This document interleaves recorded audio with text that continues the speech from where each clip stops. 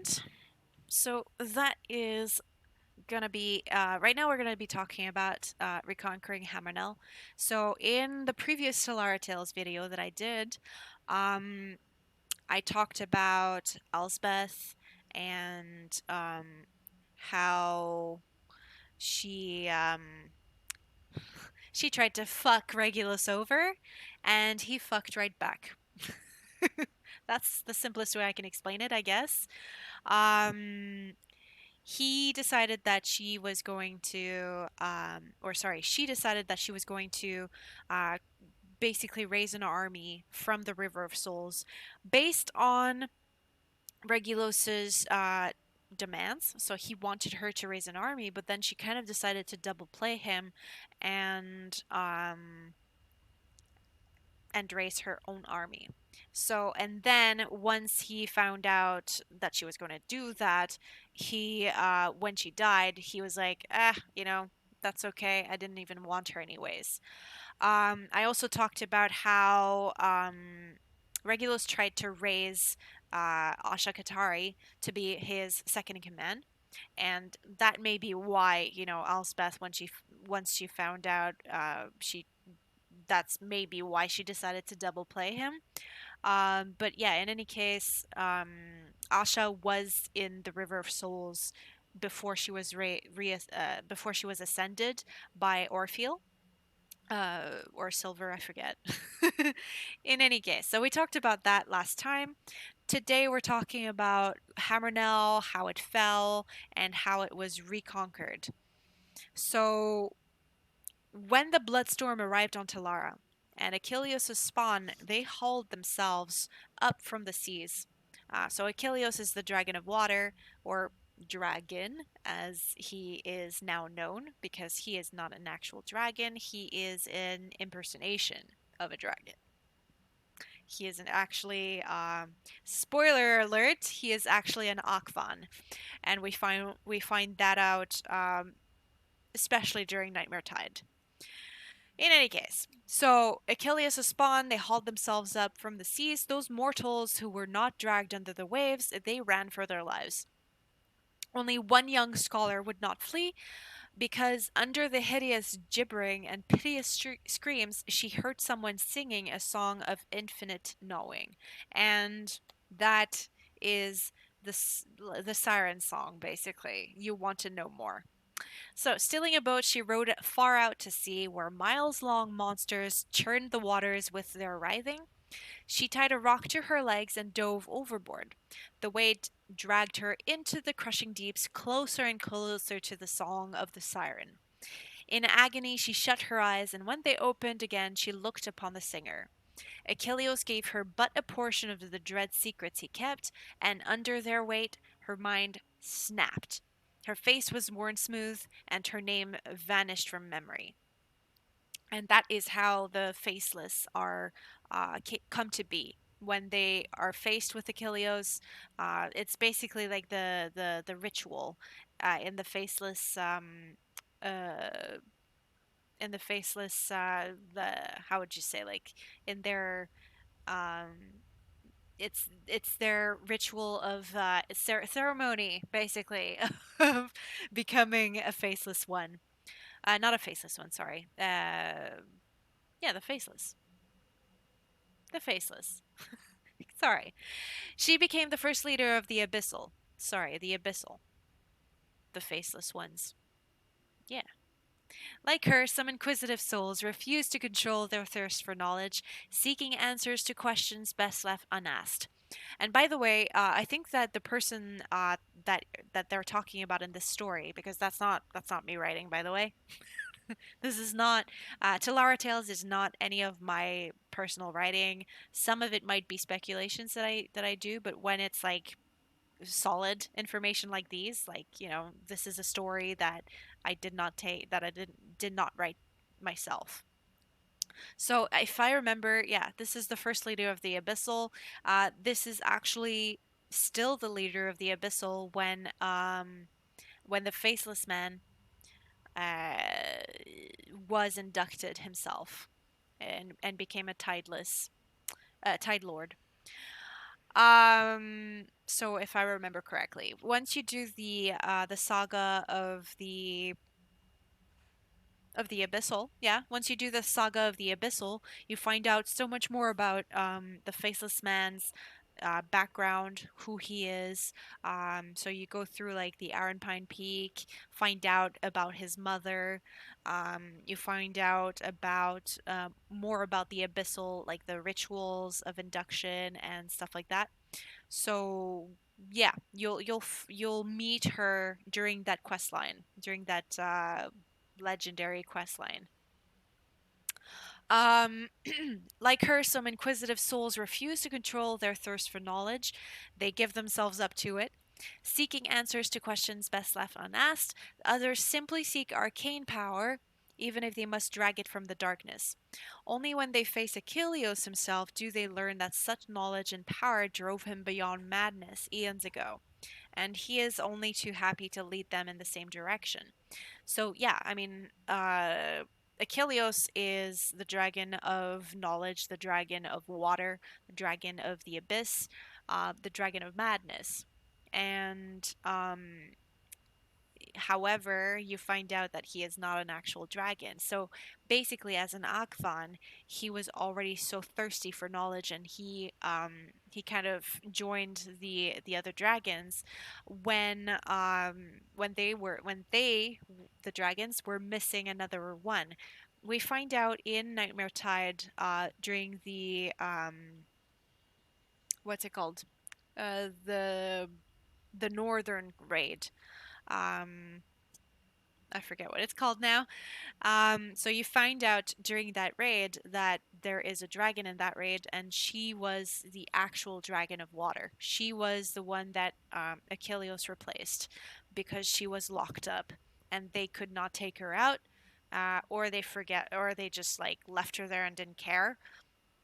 Not quite sure, but this dragon Iskinra. It was the Dragon of Water, and she was locked up in that northern place. I forget what it's called. Tarkin Glacier. There you go. She was locked up. She was locked up in Tarkin Glacier, in the prison of the gods. And so yeah, the dragons they didn't try to find her, or they forgot about her, or they thought she was dead, something. And so they sought to replace her with another dragon. And Achilles is not a dragon, but he impersonated one, or not impersonated, but he kind of just like let himself become one. And he let himself become part of their group because he had, you know, destructive behavior like they did, I guess. That's why they welcomed him with open arms. I don't know.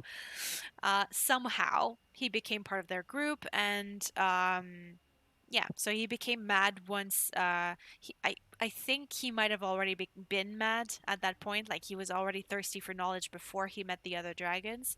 But yeah, so he became known as the Dragon of Madness and the Dragon of Knowledge, the Dragon of Water. Right, so such knowledge and power drove him beyond madness eons ago, and he is only too happy to lead them in the same direction. Excuse me. All the dragon cults are horrific, but the abyssal are the most disturbing. Quests for gold, destruction, or even power over the dead make sense in a villainous sort of way. But the students of Achilleos defy reasons. I mean, they don't have quests where they ask you to kill for money. They don't ask you to kill for destruction. They ask you to kill for knowledge. They ask you every quest that is part of the abyssal quest line in vanilla. All of those quests are more about gaining more power, gaining more knowledge. Sorry, it's getting cold. We're gonna do mode, just that. Okay. um, Right, they chuckle quietly outside your window at night, moving into the shadows when you come close to look. They paint hideous symbols in blood upon the walls of locked rooms or upon the faces of sleeping children. So they're all about, runic power. They're all about magic, arcane. They're all about, b- stealing books for knowledge. They're all about, opening up heads for brain power, stuff like that. The Abyssal, they're not tightly organized like the Endless Court or the Golden Maw. Oh shit, sorry. 1 second.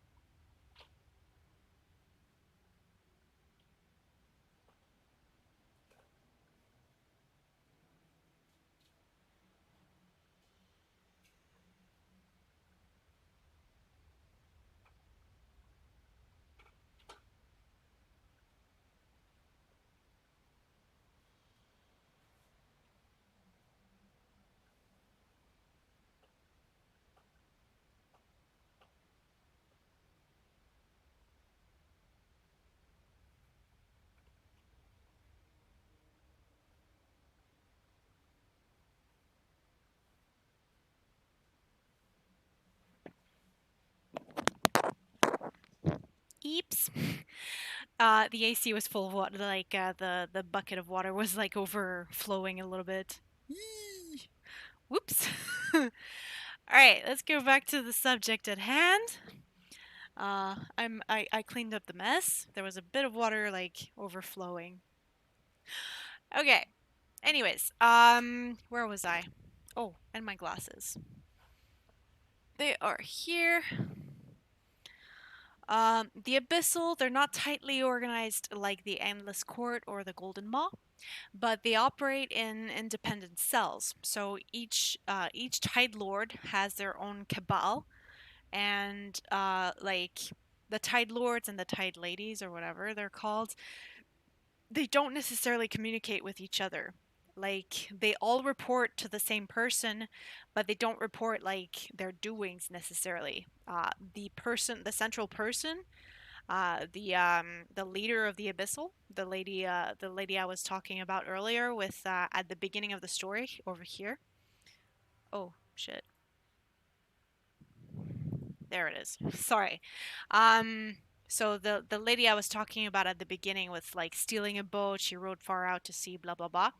Her, um, she she is the first leader of the Abyssal, and I think she is still the current one when the Faceless Man becomes a Tide Lord and then leaves. And I think she's still there once you're doing like the Abyssal quest line. Um, but yeah, so she is like the central person, the central leader of the Abyssal after Achilles, of course.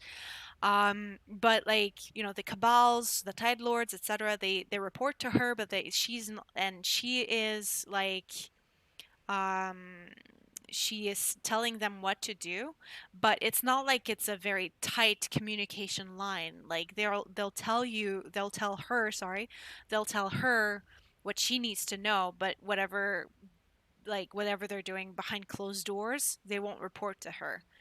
So they can do whatever the fuck they want, is what I'm trying to say. So they're not tightly organized, but they operate in independent cells. So everything is decentralized, like a decentralized government. Like, say, for example, Canada with their provinces. The provinces are operating decentralized in a decentralized manner. So like the federal government can tell them what to do, but and then there's like the provincial governments that also do what they want to do. It's kind of weird.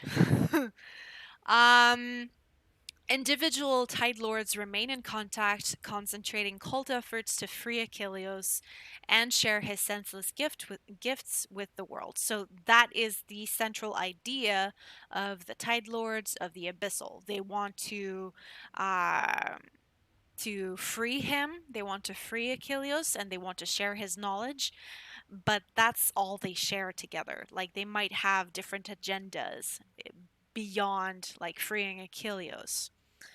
Um, Cliques and factions rise and fall within the cult, feuding rarely. When conflict does arise, it overturns the entire structure of the cult.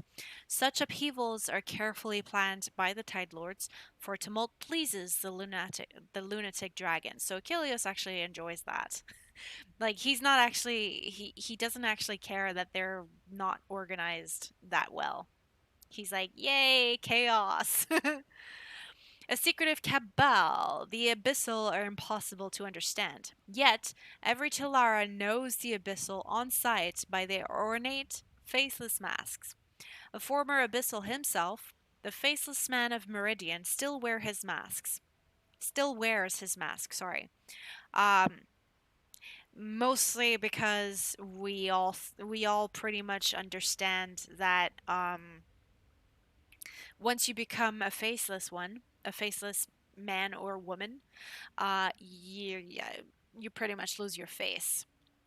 At least that's how the ritual makes you understand, you know, the whole abyssal cult is that, you know, they remove the faces of the people they induct. Yeah, that's why they're called faceless, right? They lose their face. um so he still wears his mask, probably because he doesn't have a face anymore. And while the Guardians decry such an abomination working with the Ascended, even the Defiant wonder what their spy master is thinking beneath that polished silver. I remember reading a bunch of forum posts back when vanilla first came out. People were like speculating whether the faceless man was actually good or whether he was evil and planning stuff behind closed doors. Maybe he was trying to uproot the defiance. Maybe he was going to double play the defiance, blah blah blah. Up to this day that hasn't happened, but that's just um how guarded he is still. Like he allowed the Defiants to basically build themselves up in Meridian because Meridian was an abyssal stronghold back in the day, and he was the abyssal tide lord of Meridian, and basically he played his own faction. He played the abyssal, removed them, and is basically locking the abyssal elementals into oblivion. So none of the abyssal can come into contact, can come to Meridian anymore because he is a very strong, most likely mage, very strongly ruined the entire building, so the entire stronghold, so that the abyssal would be completely removed and out of the picture of Meridian. Uh, Sorry, I'm losing my voice. Yeah. So even the Defiants wonder what their spy master is thinking beneath that polished silver. The truth is, the faceless are indeed faceless, or at least that's pretty much how we come to understand it. They give up their identities in a ritual to Achilleos. Each must confront the Black Void, and this is part of the Abyssal storyline. If you do the quest line, the entire Abyssal quest line, uh, you'll get to see firsthand what I'm talking about here. So, if I remember correctly, it's like a flashback of how the Faceless Man, the man who uh, who all Defiance know as one of their leaders. Um, so he basically takes you back in time into how he became a Tide Lord, what the ritual looks like. Um, yeah, so they must confront the black void where the infinity of all knowledge blends into incomprehension. They cast their true names into the darkness, and that's why we don't know what the Faceless Man's real name is. However, there is a hint. His mother, you meet his mother during the quest line in Iron Pine Peak, so we do know where he's from. He is from the Iron Pine Peak, and she kind of tells us what his, if I remember correctly, what his last name is. Um, yeah, but we don't exactly know for sure what his name is. They cast their true names into the darkness of the water, cut their features away, and replace their rational minds with equal parts insanity and genius.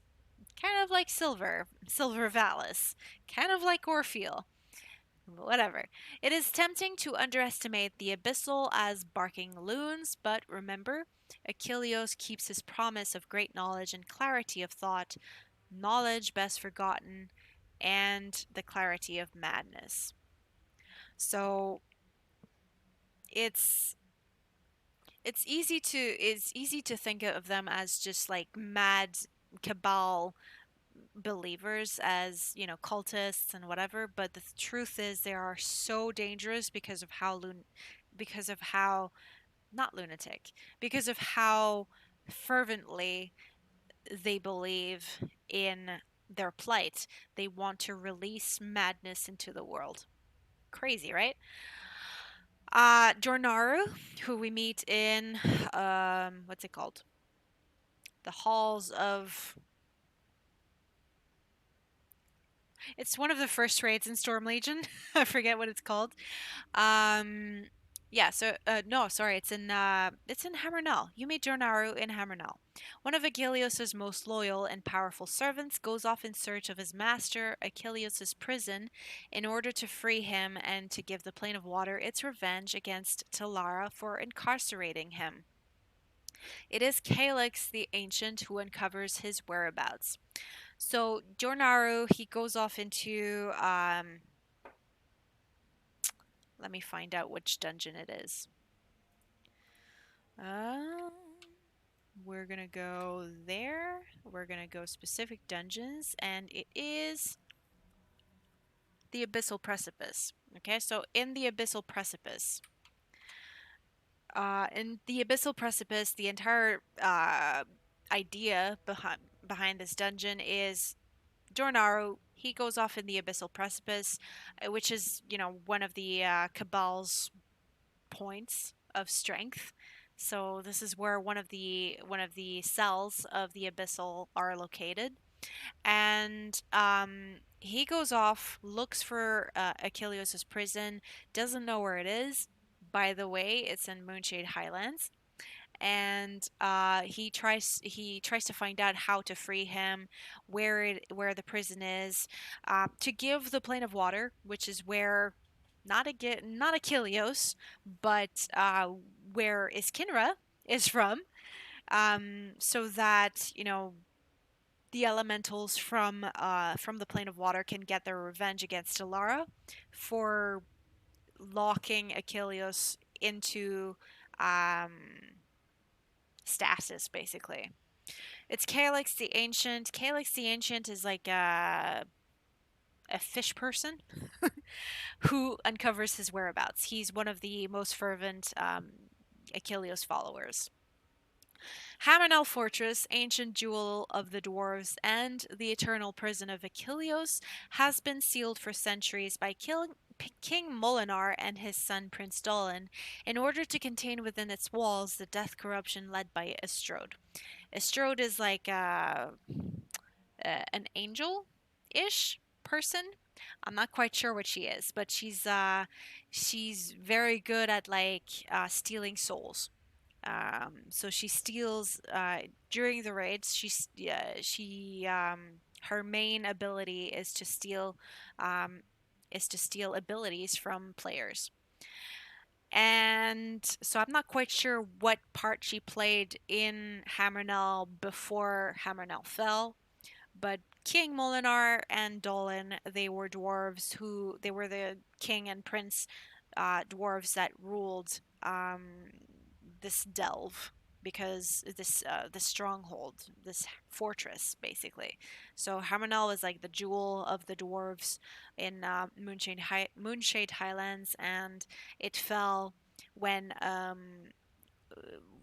when the shade happened.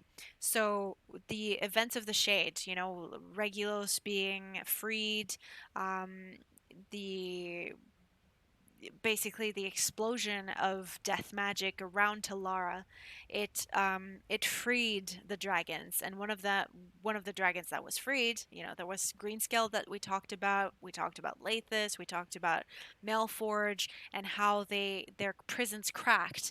Well, Achilles' prison also cracked, and Achilles was locked deep beneath Hamernel. Um, Eons ago, the dwarves uh, most likely did not even remember. Like, I don't think that not that knowledge was passed down um, generation to generation. So it was a well buried secret. They most likely did not even know that Achilles was down below. But in any case, so the prison cracked, and the yeah, so Estrode, she like spread death corruption, and then Achilleos, the abyssal, were basically arose. So Achilleos started um, claiming the his followers, and drawing them nearer. Um, the dwarves' desire for vengeance grows, and expeditions are prepared. So that is how, you know, we learn that Hammerknell has become locked. The Prince Dolan and King Molinar, they locked themselves in to prevent the spread of corruption from death and from the abyssal corruption as well.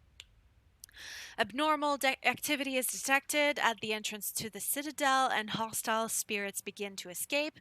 But like I said, Molinar and Dolan, they stop the corruption from spreading too far. Guardians and Defiance, they decide to unite their forces to break the magical barrier, which still locks the entrance, which Molinar and Dolan created. Joined by the dwarf Scotty, a royal descendant of the dwarf throne, the Ascended infiltrate the fortress, defeating Estrode and freeing Rune King Molinar from her influence. The king then designates Scotty as the new sovereign of Hammerknell. All hail King Scotty! I'm not a guardian, I don't care. Personally, okay, so this is my personal note. I mean, the text I was just reading, the paragraph I was just reading, that was from if I remember correctly, I think it was from official Rift texts, like, hey, this new raid was created. This is the history behind it. So this is a paragraph that I took from Rift themselves, from Tryon. But personally, I don't quite understand how defeating Estrode after killing Molinar, because that's how it happens in the raid. In the raid, you king Molinar and Dolan, and then you kill Estrode afterwards, because she's behind them. So I don't see how killing her after killing Molinar frees them from her influence, because basically when you kill Molinar and Dolan, they kind of say like, oh, thank you for cleansing the corruption from us. Anyways, so I don't quite understand that line, that paragraph, but anyways, the Ascended they push their expedition into Hammerknell to the prison of the Water Dragon, preventing Jornaru from freeing him and killing servant and master at once. So the Hammerknell raid culminates with you killing Achilleos and Jornaru at once, because basically during the fight, uh, yes, you're fighting Achilleos, but there's also Jornaru that you need to the ranged people need to kill at the same time. So, anyways, that's pretty much it for Hammerknell.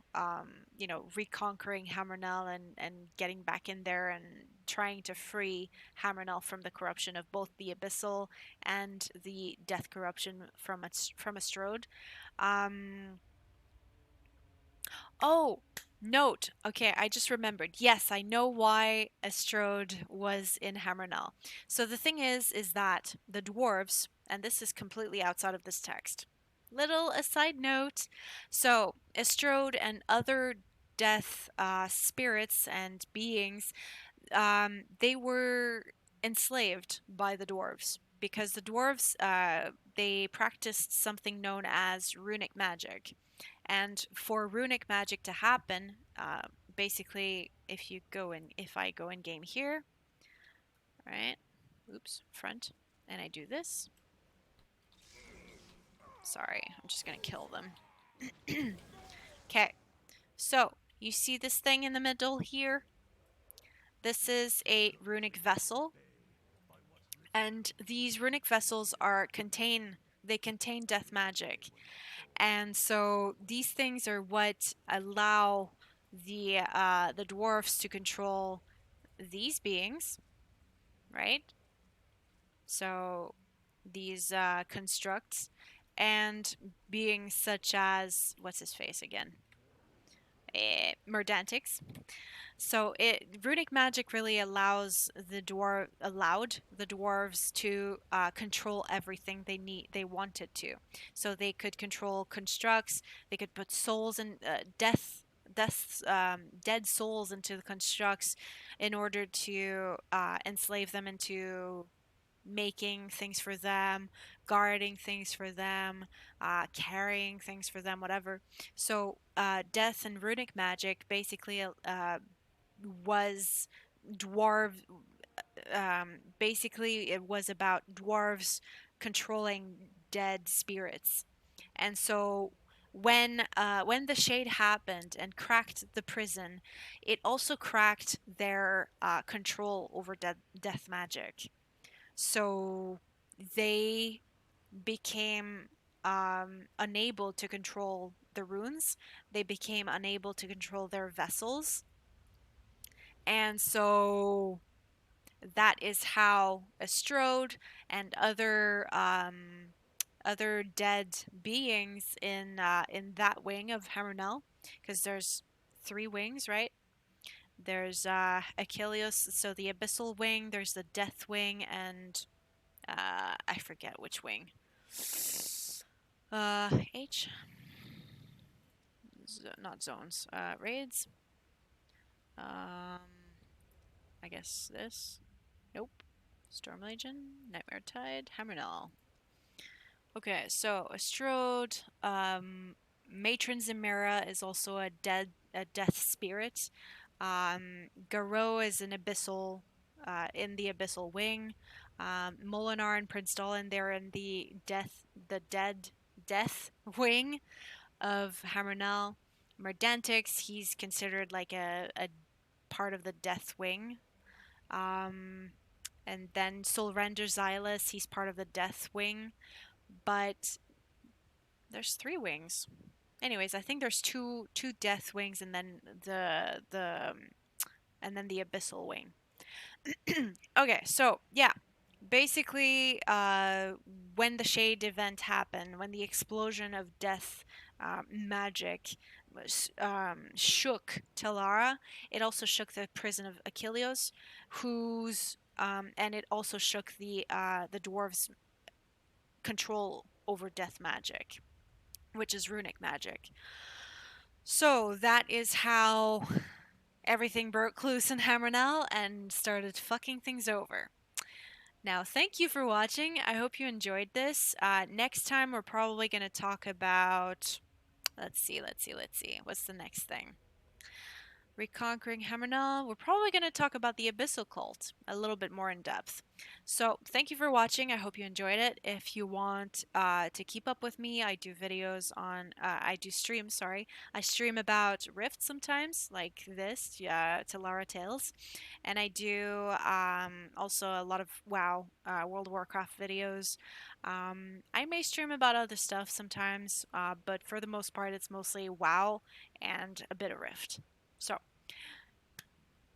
subscribe if you'd like, or follow, I don't mind. And I'll see you guys next time. Cheers.